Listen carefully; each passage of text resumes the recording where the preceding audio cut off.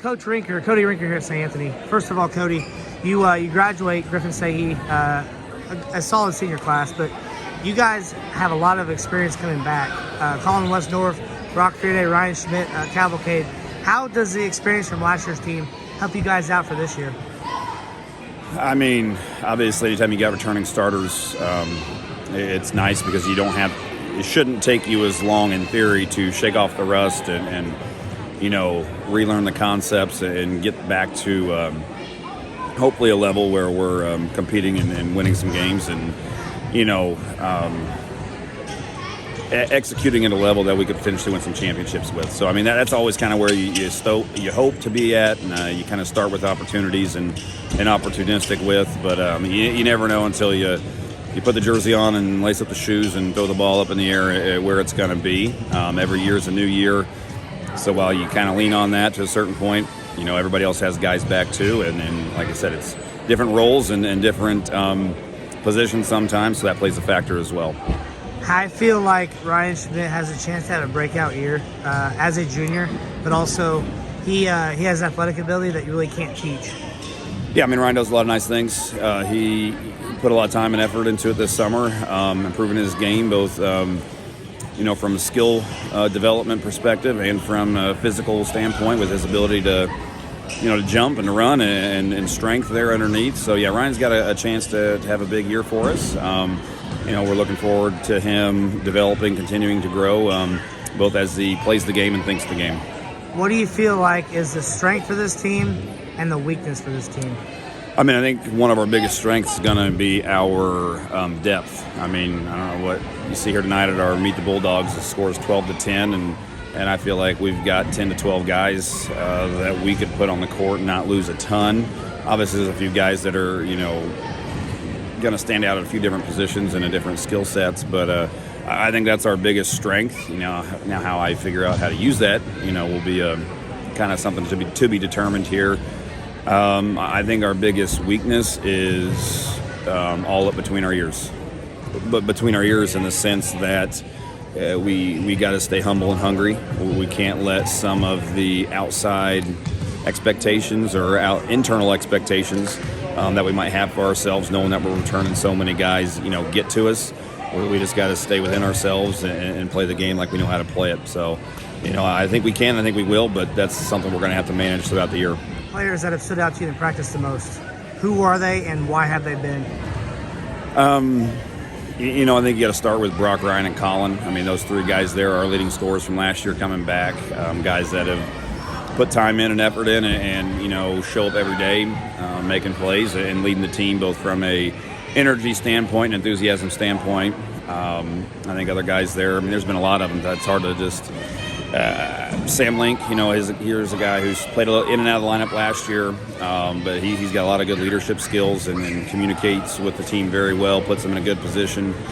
Then you got seniors in Nick and Max and Andrew Brandenburger, all guys that are out there, busting their butts and giving it all they got and leading us that way as well. And Max is a, 2-year returning starter, may not always get some of the headlines and stuff, but does a lot of good glue things for us. They got Brady Hatton, who's finally healthy for us, and what he can do athletically is not always common around our area with a guy his size. So, then you got the three sophomores and Brent and Griffith and Laritzen, who all know how to play the game and they play extremely hard.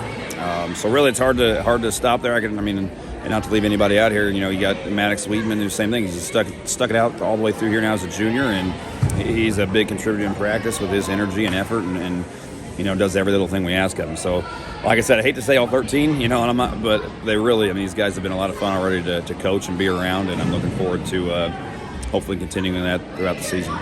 You come in ranked number 4 in the state in Class 1A, preseason ranking. Does that, as you coach, does that tell you rankings don't matter, or does it tell you more of you got to live up to that and strive for greatness? I think anytime we put on a Bulldog uniform, that's what we're striving for is greatness, and we're striving for success, and we're striving to be the best team that we can be every time and every year. So, to me, it's more of a honor of what these guys did last year and the respect they gained from media and from people around who talk about high school sports as to what they could potentially be. That goes back to my weakness there, is making sure we don't buy into that hook, line, and sinker, because a lot of unfulfilled potential has happened whenever you start to be comfortable or satisfied or think too highly in those situations. So I think it's an honor, it's a privilege, but at the same time, nobody's played a game yet. All things could change in a week if we don't come out and play like we're capable of and meet our own internal expectations before we're about external. So NTC Conference is no slouch again this year. Dietrich improves a lot more with their transfer from Sisney and Landon Keck, Caleb Gephardt Sr., Lucas Westnorth. How do you handle another tough conference knowing that night in and night out you're going to have quite the challenge?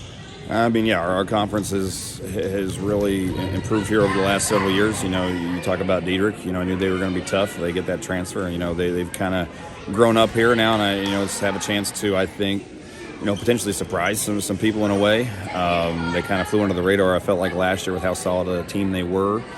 I think you still got Altamont. They only lost 7 seniors, but they had a lot of good juniors on that squad, and their JV team was stacked. So, and John does always a great job of getting them prepared and ready, and they're going to give you a challenge every night.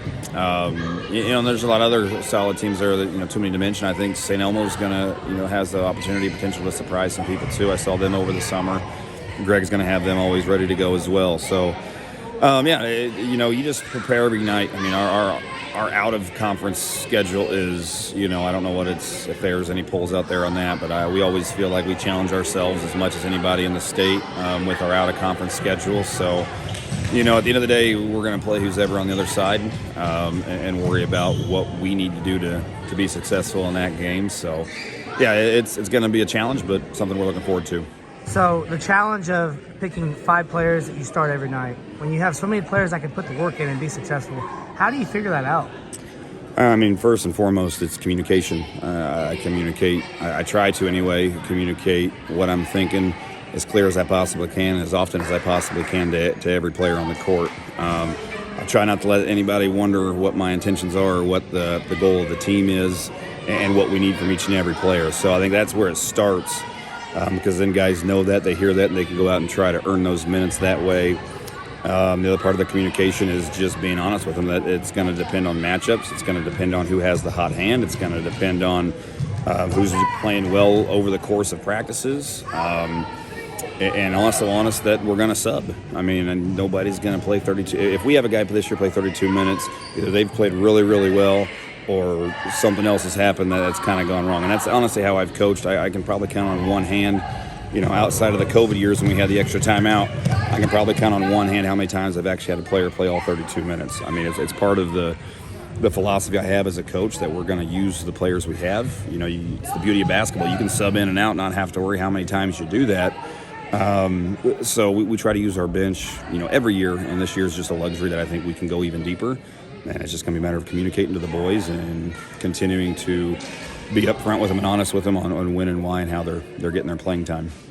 What excites you the most about this team and this group in general? Yeah, so I think what excites me the most is the way that they compete. These guys compete over who gets to the locker room first, over who gets dressed first and out there to stretch. They just compete and being a competitor, feeling like pretty competitive person myself there. That's something that I can gravitate to, and it's a lot of fun to be around guys who are out here competing over every little thing that we're doing because they're challenging each other to get better. So that's what excites me the most. I think we channel that in the right direction. That could lead to some positive things. Coach Cody Rinker, thanks for your time. Appreciate it. Good luck to the Bulldogs this season. I'm sure you guys obviously have high expectations, but we wish this area and for you guys the best of luck this season. Appreciate it, Tyler, and thanks for all you do for covering the boys and covering the teams and helping us showcase basketball in our area.